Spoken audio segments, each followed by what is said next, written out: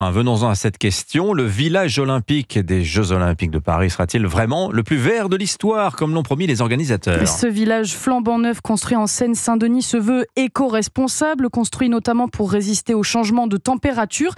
Il n'y a donc pas de système de climatisation, mais plusieurs grandes délégations comme les États-Unis, la Grande-Bretagne ou encore l'Allemagne craignent la canicule cet été. Elles ont donc décidé d'installer à leurs frais des climatiseurs pour garder leurs athlètes au frais. Les délégations les plus pauvres, elles, ne pourront pas se payer ce luxe. En tout cas, tous les athlètes pourront se retrouver à la cantine. Le restaurant olympique a été inauguré hier à la Cité du Cinéma. 5 salles, 3600 couverts et un self ouvert 24 heures sur 24. Antoine Bienvaux, vous avez pu tester pour nous le tout premier service dans ce restaurant hors norme.